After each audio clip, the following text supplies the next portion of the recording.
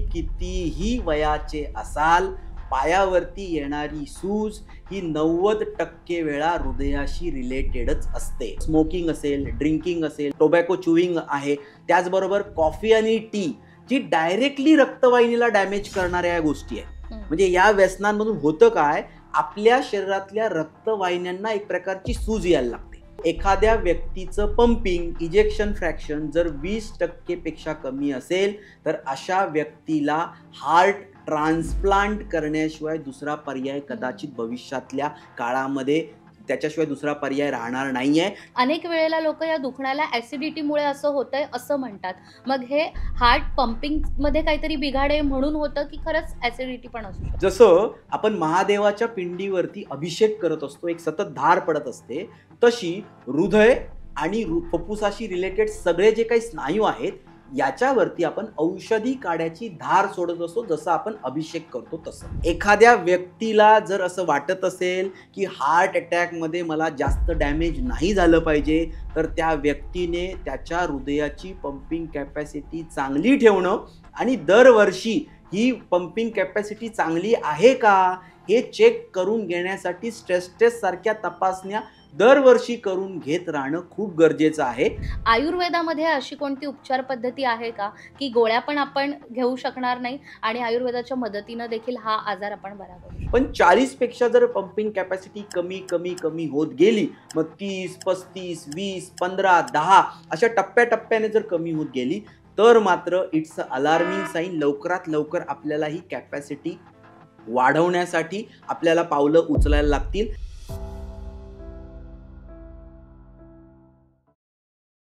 हाय, hello, नमस्कार. मी अमृता आकाश. लोकमत सखीच्या आरोग्यावर बोलू का ही आपल्या पॉडकास्टमध्ये पुन्हा एकदा सगळ्या प्रेक्षकांचं मी स्वागत करते. तर प्रेक्षकांनो, फेब्रुवारी महिना सुरू झालाय. फेब्रुवारी जसा सुरू होतो तसे प्रत्येकाच्या मनात प्रेमाचे वारे वाहू लागतात, कारण व्हॅलेंटाईन डे हा या महिन्यामध्ये येतो. जिथे हृदयाचा विषय निघतो, जिथे आपल्या प्रेमाचा विषय निघतो, तिथे प्रत्येकाच्या जवळचा विषय असतो तो म्हणजे हृदय. आणि हृदयाशी निगडीत आपलं काळीज असेल, दिल असेल, अगदी पिक्चरमध्ये सुद्धा किंवा आपल्या वेगवेगळ्या गाण्यांमध्ये देखील हृदयात वाजे समथिंग, सारे जग वाटे हॅपनिंग, अशा सगळ्या प्रकारच्या ओळी आपण ऐकतो आणि मग आपल्याला सगळ्यात आधी आठवतं ते म्हणजे आपलं हृदय, जे कधी कधी कोणी चोरूही शकतं किंवा कधी कधी हे हृदय थांबतं. कधी कधी हृदय थांबण्याच्या प्रोसेसिंगमध्ये देखील सुरुवात होते. हे सगळं का होतं?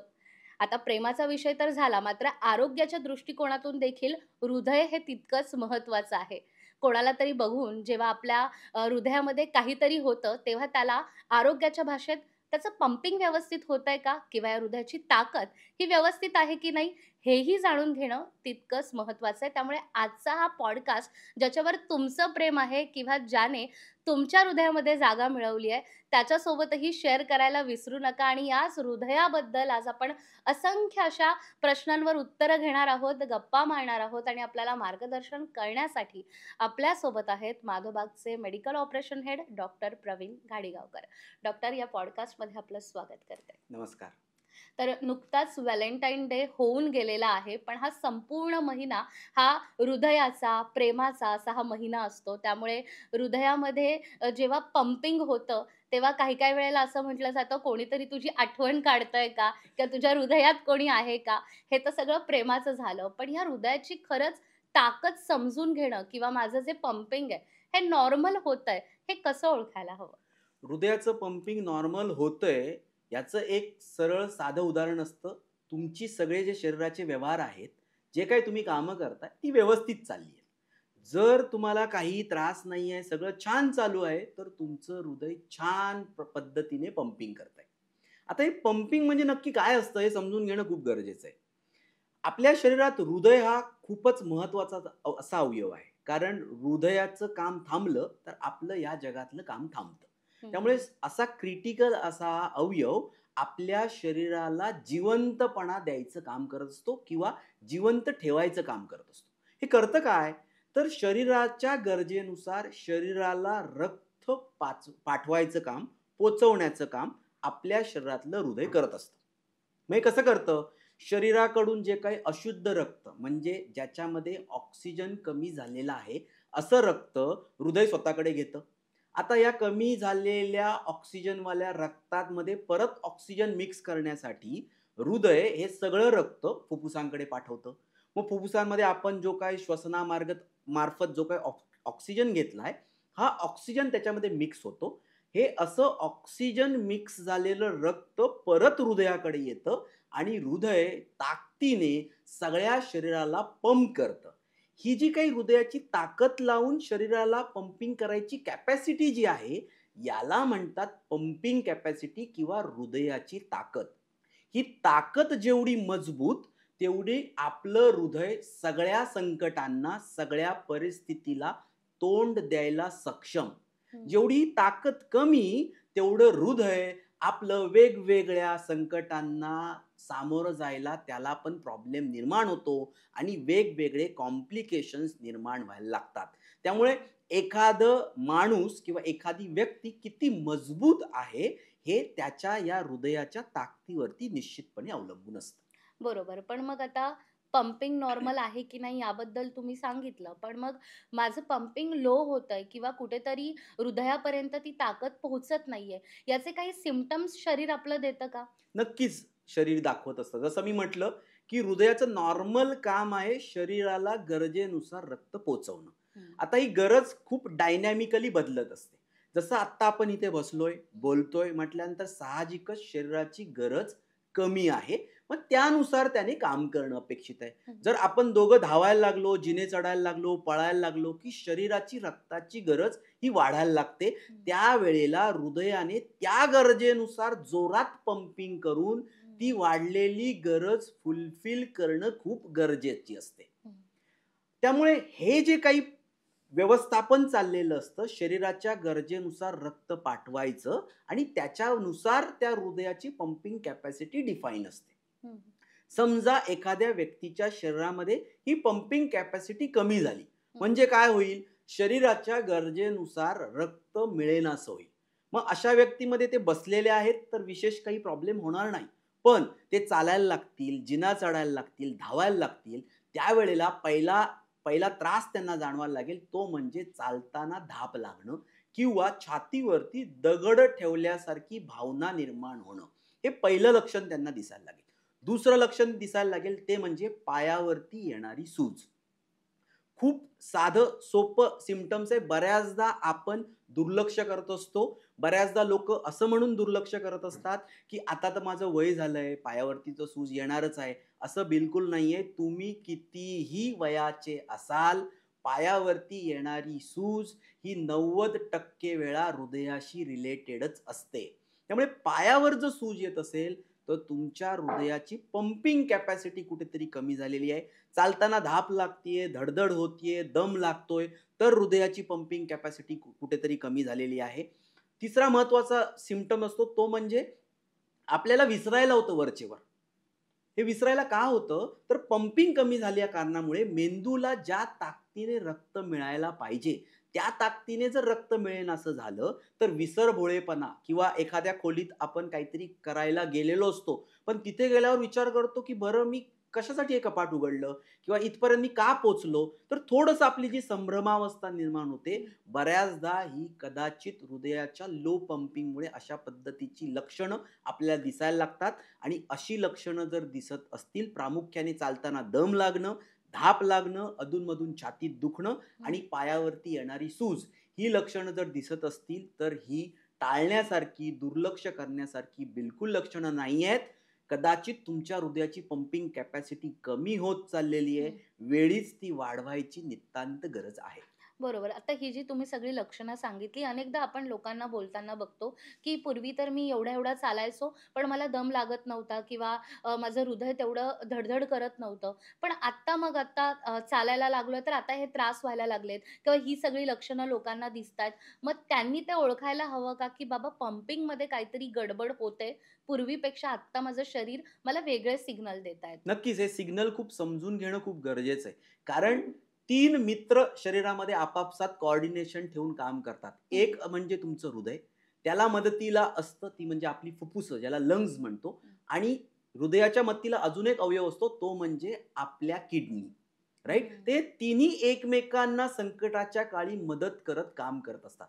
बऱ्याचदा माझ्या ओपीडी मध्ये सुद्धा जेव्हा पेशंटला दम लागत असतो, धाप लागत असते आणि मी त्यांना म्हणतो तपासण्या केल्यानंतर की तुमच्या हृदयाचं पंपिंग कमी झालंय, त्यावेळी त्यांचा विश्वासच बसत नाही. कारण हृदयाला काहीतरी झालंय तर प्रॉब्लेम हृदयाशी संदर्भात असला पाहिजे. दम लागणं तर हे फुफ्फुसाची संबंधात आहे. तर ह्या दोघांचा कसा संबंध? तर इथे हा संबंध समजून घेणं खूप गरजेचं आहे. ज्या वेळेला हृदयाची ताकद कमी होत जाते त्यावेळेला हे हृदय मदत मागतं फुफ्फुसांकडे. ज्यावेळी एखाद्या पंपिंग कॅपॅसिटी कमी झालेला व्यक्ती जिना चढायला लागला, जिना चढायला लागला की त्याच्या शरीराची गरज रक्ताची वाढायला लागली. रक्ताची गरज वाढली की सिग्नल हृदयाकडे आले. हृदयाला सांगितलं गेलं की तू जास्त ताकदीने रक्त पाठवायचे कारण शरीराची गरज वाढलेली आहे. मग ह्याच्याकडे ताकदच नाहीये की ते जास्त ताकदीने रक्त पाठवेल. मग ते फुफ्फुसांना सांगतं की तुम्ही जोर जोरात श्वास घ्या जेणेकरून मला जास्तीत जास्त ऑक्सिजन मिळेल आणि मी जास्तीत जास्त ऑक्सिजन शरीराला पाठवू शकेल आणि शरीराची गरज फुलफिल करू शकेल. त्यामुळे चालताना लागणारा दम, धाप किंवा गच्चपणा, ज्याला चेस्ट टाईटनेस ज्याला आपण म्हणतो, हे हृदयाची पंपिंग कॅपॅसिटी, ज्याला मेडिकली हार्ट फेल्युअरचं लक्षण आम्ही डॉक्टर्स मानत असतो. आणि असं जर दिसत असेल तर वेळीच आपल्याला तपासण्या करून घेणं खूप गरजेचं आहे. अच्छा. पण मग समजा की काही लोकं असं म्हणतात, की माझ्या छातीत खूप दुखतंय आणि फक्त कळा येतायत, कळा येतायत, पण गोळी एखादी घेतल्यानंतर ते दुखणं थांबतं. अनेक वेळेला लोकं या दुखण्याला ॲसिडिटीमुळे असं होतंय असं म्हणतात. मग हे हार्ट पंपिंगमध्ये काहीतरी बिघाड आहे म्हणून होतं, की खरंच ॲसिडिटी पण असू शकते? जर छातीत दुखतंय आणि सॉर्बिट्रेट सारखी गोळी खाल्ल्यानंतर जर दुखणं कमी होत असेल तर डेफिनेटली हे हृदयासंदर्भात आहे. हं. पण इथे पंपिंगचा प्रॉब्लेम नाहीये. हं. इथे हृदयाला होणाऱ्या रक्त पुरवठ्याशी रिलेटेड प्रॉब्लेम निर्माण झालेला आहे. हं.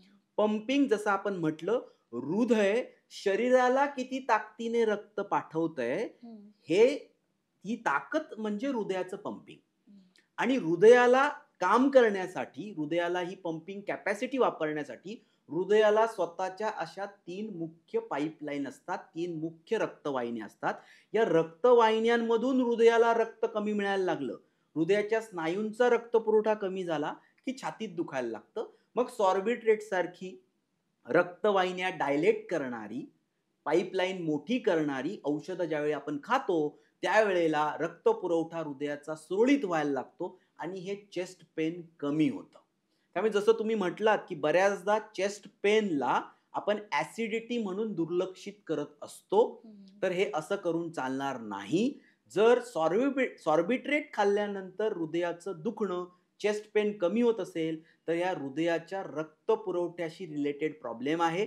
त्याच्यासाठी पुढच्या तपासण्या जसं स्ट्रेस टेस्ट आहे, अँजिओग्राफी आहे, अशा प्रकारच्या ॲडव्हान्स इन्व्हेस्टिगेशन करून आपल्याला याचं योग्य निदान करणं गरजेचं असतं. आणि समजा हे ॲसिडिटीशी रिलेटेड असेल तर ॲसिडिटीचं औषध घेतल्यानंतर 15 ते 20 मिनिटात जर ही ॲसिडिटी कमी होत नसेल तर वेळीच आपण छातीतल्या दुखण्यासाठी जवळच्या डॉक्टरकडे जाऊन ECG काढून घेणं खूप गरजेचं आहे. अच्छा. आणि या ज्या टेस्ट तुम्ही आता सांगितल्या, समजा आपल्याला हृदयाची एक्झॅक्टली पंपिंग कॅपॅसिटी किती आहे, हे जर तपासायचं असेल, तर त्यासाठी मग काय आपण करायला हवं? किंवा या सगळ्या ज्या टेस्ट आहेत, या कुठे केल्या जातात?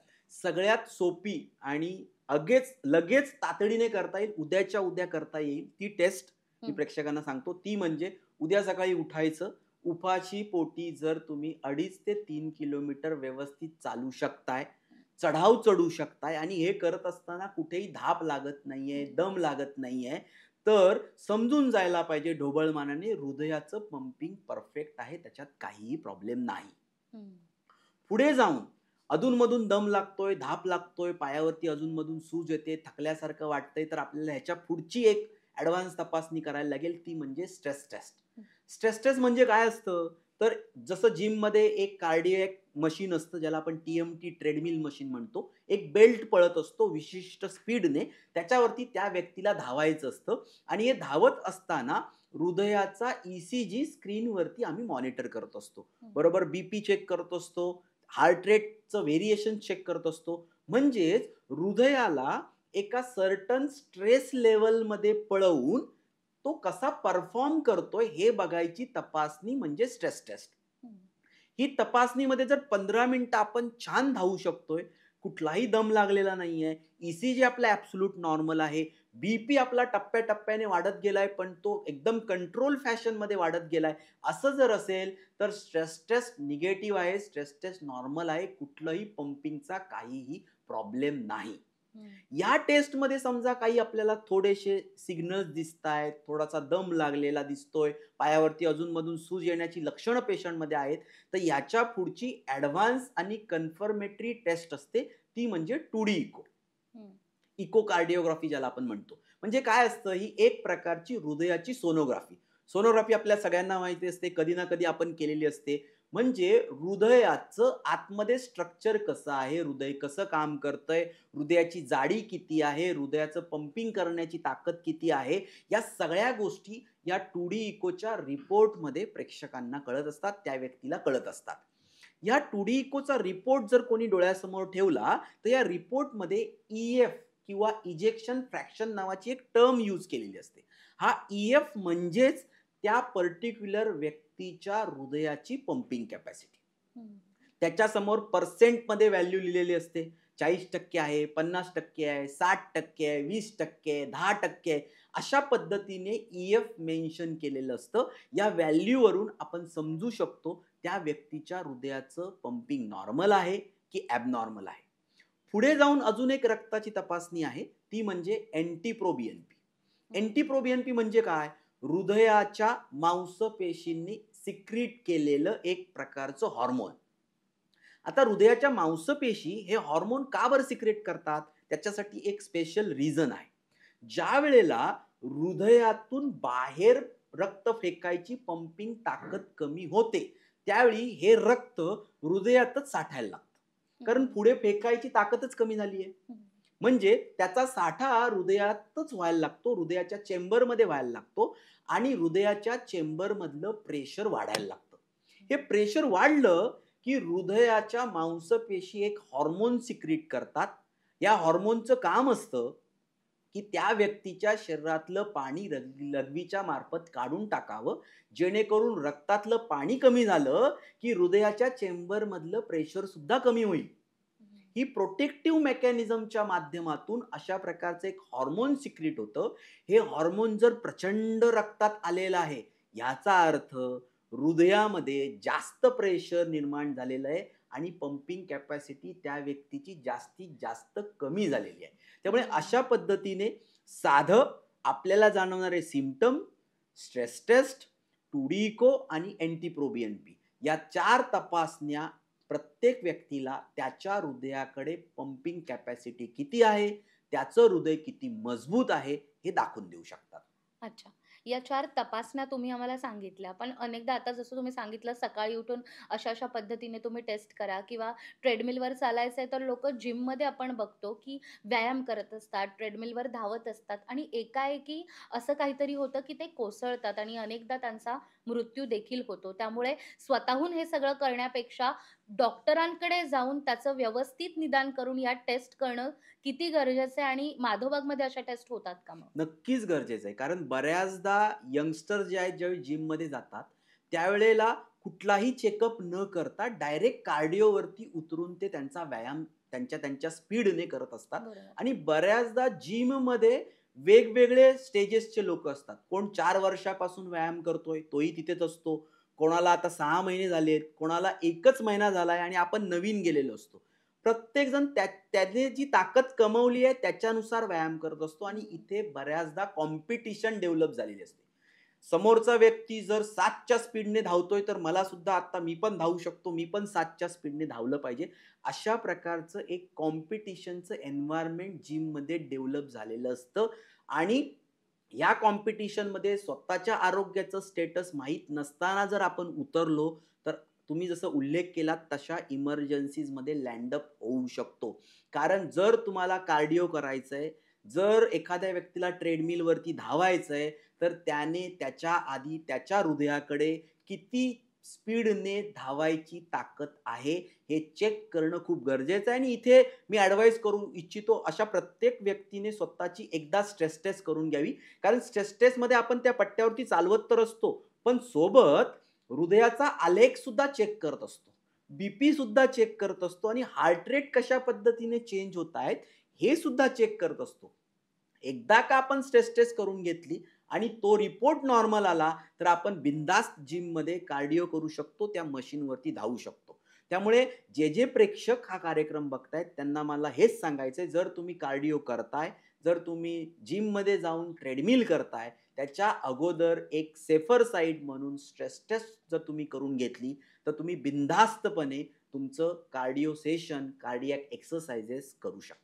अगदीच. डॉक्टरांनी आता आपल्याला सांगितल्याप्रमाणे तुम्हाला स्ट्रेस टेस्ट जर करायची असेल, तर ती स्वतःची स्वतः न करता आधी तज्ञ डॉक्टरांचा सल्ला घ्या आणि मग ती टेस्ट करा, जेणेकरून त्याचा कोणताही दुष्परिणाम आपल्या शरीरावर होणार नाही. त्यामुळे आता ही टेस्ट कुठे करायची आहे, तर डिस्क्रिप्शन बॉक्समध्ये तुम्हाला एक नंबर दिसतोय, त्या नंबरवर फक्त तुम्हाला मिस्ड कॉल द्यायचा आहे. माधवबागचे प्रतिनिधी हे स्वतःहून तुमच्याशी संपर्क साधतील आणि त्यानंतर या सगळ्या टेस्ट नेमक्या कशा पद्धतीने होतात, याची सगळी माहिती तुम्हाला मिळू शकेल. त्यामुळे ही टेस्ट लवकरात लवकर करा आणि या टेस्ट केल्यानंतर जे काही रिपोर्ट्स येतील त्याबद्दल तुमच्या मनात कोणताही प्रश्न असेल तर कमेंटमध्ये तो प्रश्न आम्हाला विचारा. आपण माधवबागच्या तज्ञ डॉक्टरांकडून नक्कीच तुमच्या प्रश्नांचं उत्तर देखील घेऊयात.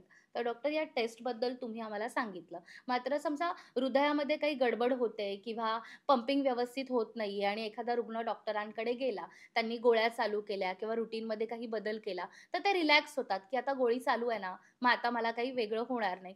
आयुर्वेदामध्ये अशी कोणती उपचार पद्धती आहे का, की गोळ्या पण आपण घेऊ शकणार नाही आणि आयुर्वेदाच्या मदतीनं देखील हा आजार आपण बरा करू शकतो? नक्कीच आयुर्वेद अशा रुग्णांना ज्यांचं पंपिंग कमी झालंय, हं, त्यांच्यावरती डेफिनेटली त्यांना मदत करू शकतो आणि त्यांचं क्वालिटी अँड क्वांटिटी लाईफसुद्धा इम्प्रूव्ह करू शकतो. इथे सगळ्यात आधी आपल्याला समजून घेतलं पाहिजे, माझं जे पंपिंग कमी झालंय ते नक्की कमी झालंय का?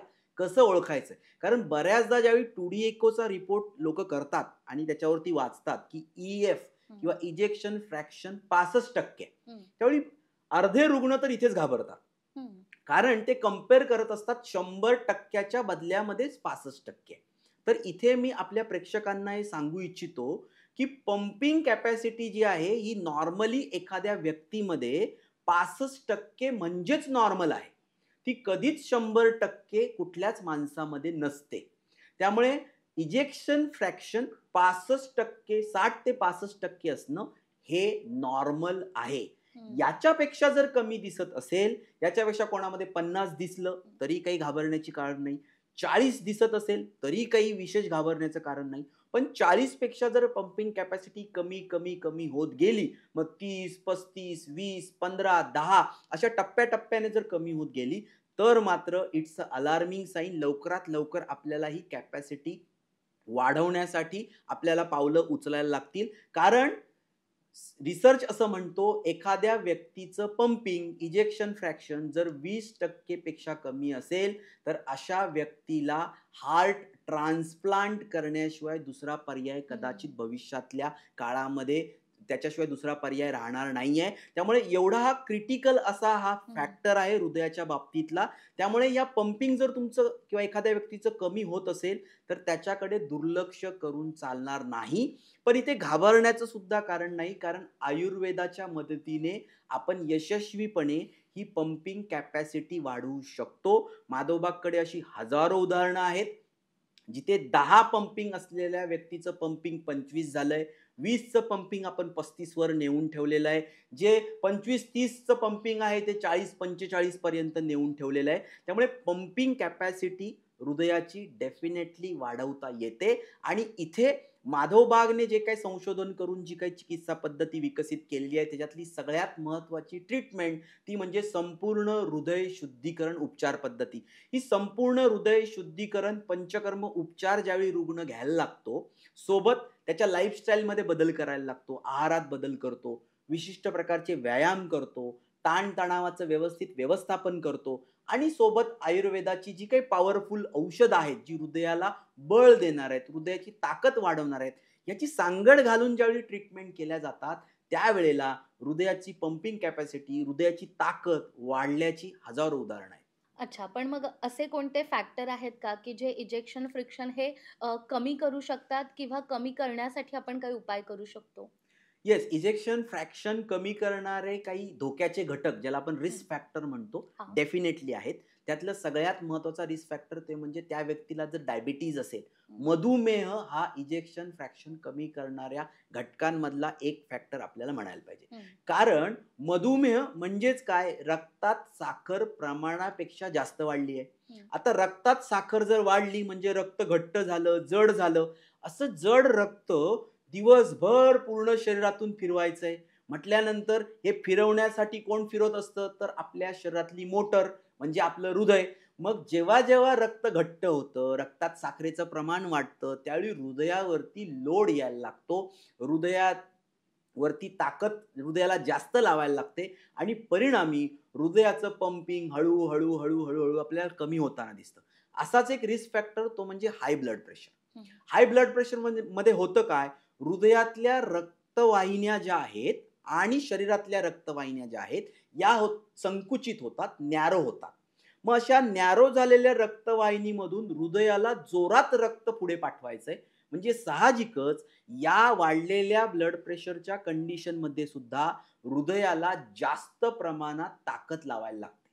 हृदय 1 दिवस लावेल, 2 दिवस लावेल, पण हा बीपी सदानकदा नेहमीच जर वाढलेला राहायला लागला, तर हळू-हळू हृदयसुद्धा थकायला लागतं. त्याची ताकद कमी व्हायला लागते आणि परिणती अशा व्यक्तींमध्ये सुद्धा हृदयाची पंपिंग कॅपॅसिटी कमी होताना आपल्याला दिसायला लागते. तिसरा महत्त्वाचं कंडिशन ज्याच्यामध्ये हृदयाची पंपिंग कॅपॅसिटी कमी होते, ती म्हणजे हार्ट अटॅक आलेल्या व्यक्तींमध्ये ही पंपिंग कॅपॅसिटी आपल्याला कमी होताना दिसते. आता हे हार्ट अटॅक म्हणजे नक्की काय होतं? तर ज्या काही हृदयाच्या 3 मुख्य रक्तवाहिन्या ज्याच्याबद्दल आपण या पॉडकास्टमध्ये बोलतोय. हृदयाला स्वतःला रक्त पुरवठा करणाऱ्या 3 रक्तवाहिन्यांपैकी कुठल्यातरी एका रक्तवाहिनीमध्ये रक्ताची गुठळी बनली आणि ती रक्तवाहिनी पूर्णपणे चोकअप झाली, जेणेकरून हृदयाला त्या भागाला रक्त बिलकुल मिळेनासं झालं. या कंडिशनला आपण हार्ट अटॅक म्हणतो. मग होतं काय, की पाईपलाईनमधून रक्तपुरवठा लवकर सुरळीत सुरू नाही झाला आणि रक्त खूप वेळासाठी त्या मांसपेशींना मिळालं नाही, तर हृदयाच्या मांसपेशी डेड होतात. त्या मृत पावतात आणि हृदयाच्या ज्या काही मांसपेशी आहेत त्यातल्या काही भागातल्या मांसपेशी जर मृत पावल्या तर साहजिकच हृदयाची पंपिंग कॅपॅसिटी, हृदयाची ताकद ऑटोमॅटिकली कमी होणार आहे. फॉर एक्झाम्पल माझा हे हात आहे. या हाताला 5 बोट आहेत. या 5 बोटांची ताकद ही माझ्या हृदयाची ताकद आहे फॉर एक्झाम्पल. हं. समजा याच्यातली 2 बोटं निकामी झाली. तर या 3 बोटांनी मला पूर्वीसारखी ताकदीनुसार काम करता येणार नाही. तसंच घडतं हार्ट अटॅकच्या बाबतीत. हं. त्यामुळे हार्ट अटॅक जेव्हा येऊन जातो त्यावेळी 100% लोकांचा 2D इको केला जातो आणि त्या 2D इकोमध्ये मॅक्सिमम लोकांमध्ये त्यांचं पंपिंग कॅपॅसिटी 65 वरून 50 वर किंवा 40 वर किंवा 25 वर, 20 वर एवढं खाली आलेलं आपल्याला मिळतं आणि अशा वेळेला हे पंपिंग कॅपॅसिटी वाढवण्यासाठी मी जसं आता म्हटलं, आयुर्वेद नक्कीच मदत करू शकतो. आयुर्वेदिक पंचकर्म उपचार पद्धती आणि त्याच्यातही माधव बागने संशोधन करून बनवलेली संपूर्ण हृदय शुद्धीकरण उपचार पद्धती ही पंपिंग कॅपॅसिटी वाढवण्यासाठी नक्कीच मदत करू शकते. मग पंचकर्म आता तुम्ही जसा उल्लेख केला, की माधवबागमध्ये तर तशा ट्रीटमेंट होतात. तर पंचकर्माच्या मदतीने इजेक्शन फ्रॅक्शन आपल्याला लेव्हलमध्ये आणता येईल का? आणि त्यासाठी मग पंचकर्मासोबतच आणखीन कोणकोणत्या गोष्टी करू शकतो? येस, पंचकर्माच्या मदतीने आपल्याला डेफिनेटली आणता येईल. जसं मी उल्लेख केला, की पंपिंग कॅपॅसिटी ज्यावेळी कमी होते, त्यावेळी एक लक्षण दिसतं ते म्हणजे पायावरती सूज. हं. आता ही सूज काय येते हे समजून घेतलं, तर पंचकर्म कशा पद्धतीने मदत करणार आहे, हे आपल्याला कळू शकतं. आता कसं आहे, हृदयाने पंप केलं, की साहजिकच ते जे रक्त आहे हे शरीरात धावायला लागतं. शरीरात हृदयाकडून जे काही रक्त निघालंय ते पायापर्यंत पोहोचणं खूप सोपं आहे. हं. कारण एक तर रक्तावरती प्रेशर पण आहे, हृदयाने लावलेला दाब पण आहे आणि सोबत गुरुत्वाकर्षण पण आहे. कारण ते पायापर्यंत खाली इझिली जाईल. पण पायाकडे गेलेलं रक्त परत रिव्हर्स होऊन परत ते हृदयात येणं अपेक्षित आहे. आता हा जो रिव्हर्स जर्नी आहे, तिथे गुरुत्वाकर्षण शक्तीच्या अगेन्स्ट हृदयाने तेवढं त्या रक्ताने पुढे-पुढे सरकत हृदयात येणं खूप गरजेचं आहे. म्हणजे एकंदरीत काय, हृदयाने एवढ्या जोरात रक्ताला पुश करायचंय की ते रक्त पायापर्यंत गेलं पाहिजे आणि तिथून परत हृदयात आलं पाहिजे. आता अशा व्यक्तींमध्ये हे कठीण होऊन जातं ज्यांचं पंपिंग कॅपॅसिटी कमी झाली. त्यांचं होतं काय, रक्त पायापर्यंत पण जातं, पण तिथून परत रिव्हर्स येताना त्याच्याकडे तेवढी ताकद शिल्लक राहत नाही आणि परिणामी ते रक्त तिथे साठायला लागतं. रक्तातलं पाणी रक्तवाहिन्यांमधून बाहेर यायला लागतं आणि पायावरती प्रचंड सूज निर्माण व्हायला लागते. हं.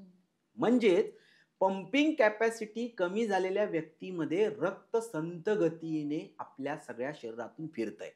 इथे आयुर्वेदातलं पंचकर्म त्या व्यक्तीला मदत करायला लागतं. पंचकर्मामध्ये करतो काय, स्पेसिफिकली संपूर्ण हृदय शुद्धीकरण जी उपचार पद्धती त्याच्यात आपण करतो काय, पहिली स्टेप्स असते पूर्ण शरीराला सायंटिफिक पद्धतीने मसाज करणं, तेल लावणं. आणि हा मसाज कसा असतो, पायाच्या बोटापासून हृदयाकडच्या डायरेक्शनने आपण स्ट्रोक देत असतो. आणि हे मसाज करताना रक्तवाहिनीमधलं रक्त आपण पुढे पुश करून ढकलायचं काम करत असतो. म्हणजेच मसाजने संत झालेल्या रक्ताला एक प्रकारची गती द्यायची आपण काम करत असतो. मसाज नंतर दुसरी स्टेप्स होते ती म्हणजे स्टीम, ज्याला आपण स्वेदन म्हणतो, स्टीम हं. बाथ. स्टीम बाथ मध्ये करतो का, एका विशिष्ट प्रकारच्या औषधी काड्याची वाफ आपण त्या रुग्णाला देत असतो. वाफ दिल्या कारणाने जो काही शरीरातला कचरा आहे, टॉक्सिन्स आहे, घामाच्या मार्फत शरीरातून बाहेर काढून टाकलं जातं. शरीराला हीट दिल्या कारणाने रक्तवाहिन्यांचं विस्पारण होतं. रक्तवाहिन्यांचं विस्पारण, आकुंचन या प्रोसेसला या स्टीमच्या मदतीने मदत होत असते. पहिलं स्नेहन केलं, ज्याने रक्ताला चालना दिली. नंतर स्टीम बाथ केलं, ज्याने रक्तवाहिनीची लवचिकता आणि शरीरातले टॉक्सिन्स आपण काढून टाकले. तिसरी महत्वाची प्रोसेस करतो ती म्हणजे हृदयधारा.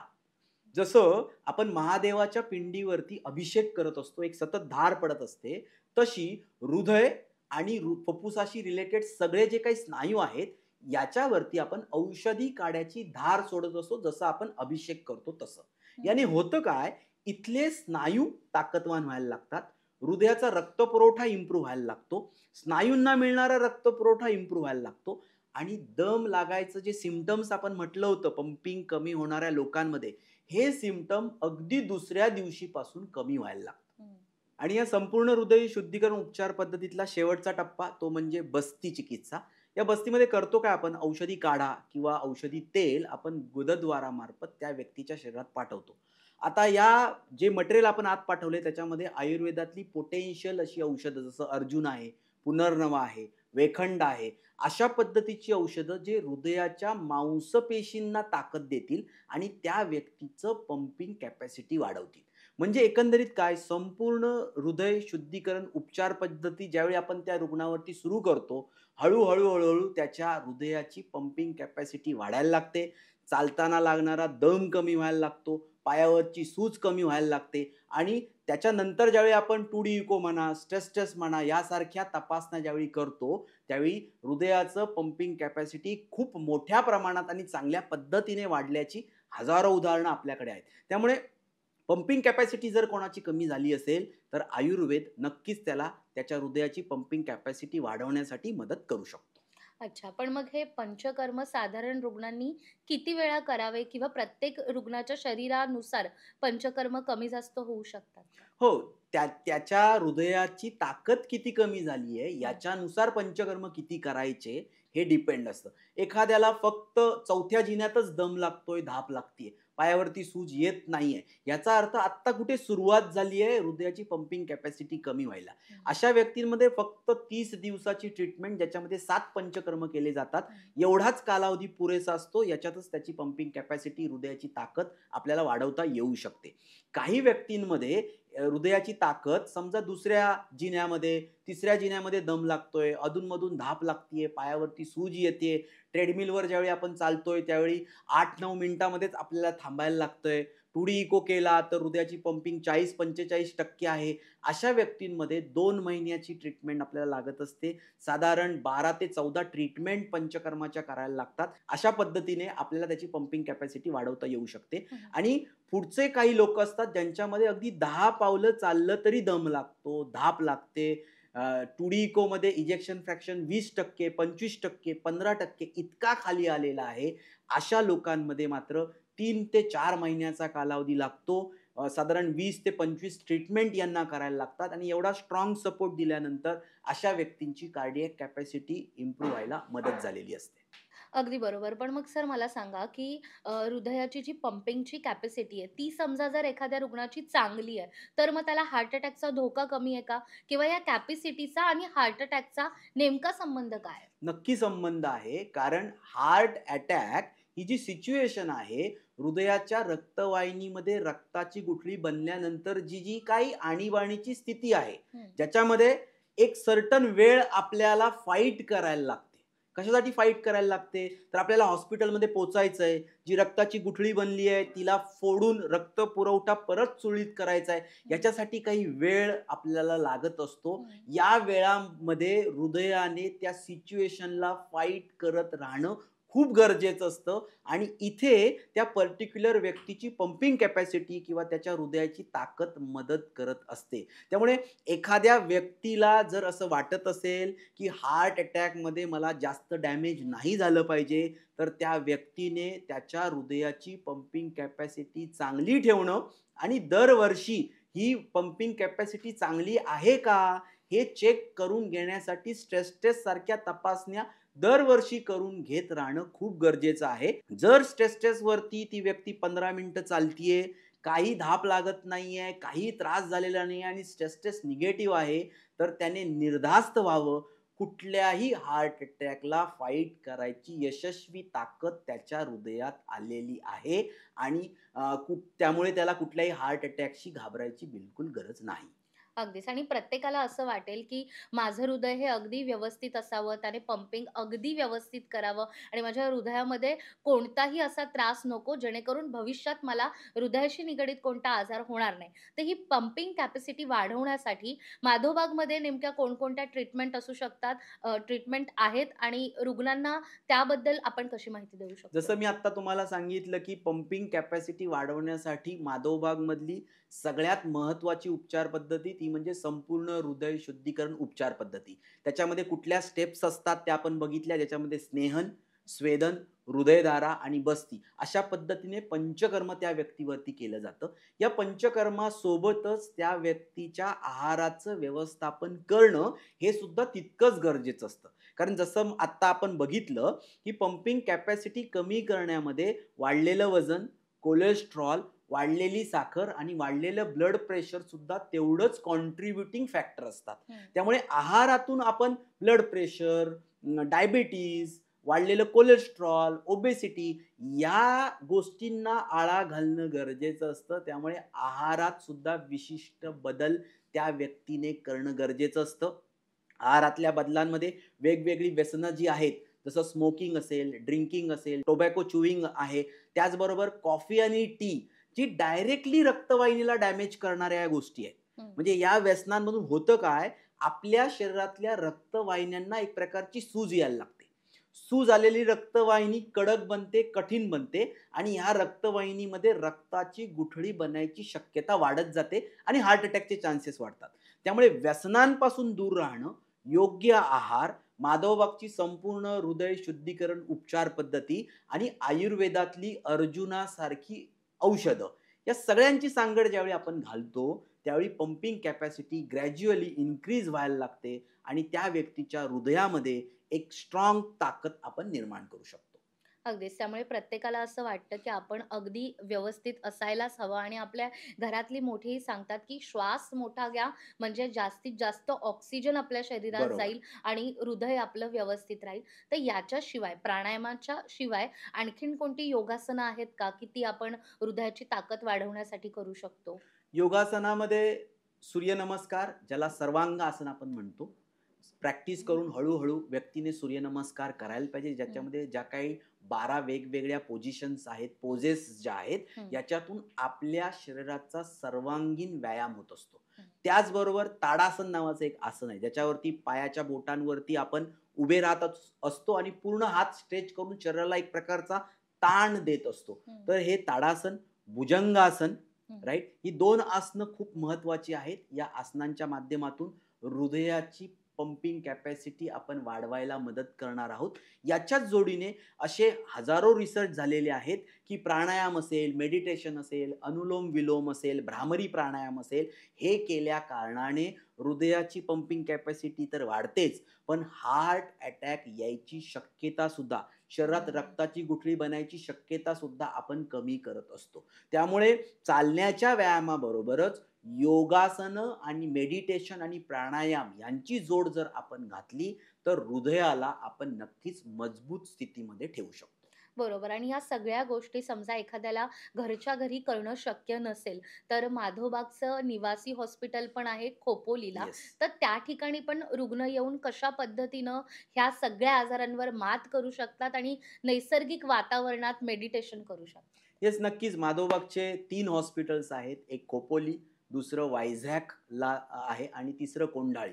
या निवासी चिकित्सेमध्ये सकाळपासून रात्रीपर्यंतचा एक दिनक्रम आपण सेट करून दिला जातो. सकाळी 4 वाजता उठून शरीर शुद्धीकरणाच्या वेगवेगळ्या प्रोसेसेस जे आपण पूर्वज आपले करायचे, त्याच्यामध्ये अंजन असेल, डोळ्यांना औषध लावणं, नाकात तेल टाकणं, कानात तेल टाकणं, कवल, गंडू, गुळण्या करणं, अशा प्रकारच्या शरीर शुद्धीपासून सकाळचा व्यायाम, योगा, मेडिटेशन, होम हवन, दुपारचं जेवण, फिजिओथेरपी, पंचकर्म, कार्डिओलॉजिस्ट, डायबेटॉलॉजिस्टचं कन्सल्टेशन आणि तज्ञ डॉक्टरांचं मार्गदर्शन, या सगळ्याची सांगड घालून एक आपण दिनक्रम विकसित केलेला आहे. या दिनक्रमाच्या माध्यमातून प्रायमरी शरीर शुद्धी अगदी 7 दिवसाच्या कालावधीमध्ये आपल्याला करून घेता येते आणि डिस्चार्ज करून आल्यानंतर तिथे जे जे काही शिकवलंय ते घरच्या घरी फॉलो करायचंय. हे आपण करायला लागलो, की हृदयाची पंपिंग कॅपॅसिटी वाढायला लागते. हार्ट अटॅक सारख्या सिच्युएशनमध्ये फाईट करायची ताकद आपल्या हृदयामध्ये यायला लागते. हृदयामध्ये ब्लॉकेजेस असतील, तर त्या ब्लॉकेजेसची साईज आपल्याला कमी होत जाताना दिसून येते आणि त्याचबरोबर जे काही रिस्क फॅक्टर घेऊन आपण चाललेलो असतो, वजन वाढलेलं असतं, कोलेस्ट्रॉल वाढलेलं असतं, बीपी कुठेतरी फ्लक्च्युएट होत असतं, डायबिटीजमध्ये रक्तातली साखर फ्लक्च्युएट होत असते. या सगळ्या गोष्टींमध्ये आपल्याला कंट्रोल आणणं हळू सोपं होत जातं. त्यामुळे ज्यांना जवळपास माधवबागचं क्लिनिक नाहीये, असे लोकं डेफिनेटली हॉस्पिटलला अप्रोच करू शकतात आणि ॲडिशनल आता जे काही मेडिक्लेम किंवा इन्शुरन्स फॅसिलिटी सुद्धा अवेलेबल आहे. त्यामुळे कॅशलेस किंवा रिएम्बर्समेंटच्या माध्यमातून ते या उपचार पद्धतीचा डेफिनेटली लाभ घेऊ शकतात. अगदीच. त्यामुळे डॉक्टरांनी आपल्याला माधोबागच्या क्लिनिकमध्ये कोणकोणत्या गोष्टी अवेलेबल आहेत हे सांगितलंय. फक्त आपल्याला तिथपर्यंत जायचंय आणि या सगळ्या ट्रीटमेंटचा लाभ घ्यायचा आहे. 350 हून अधिक माधोबागचे क्लिनिक्स आहेत. त्यामुळे डिस्क्रिप्शन बॉक्समध्ये तुम्हाला जो नंबर दिसतोय, त्या नंबरवर फक्त मिस्ड कॉल द्या. माधोबागचे प्रतिनिधी हे तुमच्याशी स्वतःहून संपर्क साधतील आणि त्यानंतर तुम्हाला ज्या ट्रीटमेंट करायच्या आहेत, त्या कशा पद्धतीनं आपण वर्कआउट करू शकतो, याबद्दल देखील तुम्हाला माहिती देतील. तर डॉक्टर, आज आपण खरं तर हृदय हा असा एक घटक आहे, की त्याच्याशी निगडीत बाकी सगळे अवयव हे काम करत असतात बरोबर. आणि हृदयाची ताकद अधिकाधिक चांगली ठेवणं गरजेचं आहे आणि ती आपण कशी ठेवू शकतो, त्यासाठी काय-काय करायला हवं, याबद्दल तुम्ही आम्हाला मार्गदर्शन केलं आणि छान दिलखुलास अशा गप्पा आपण मारल्यात. तुमचे खूप खूप आभार. धन्यवाद.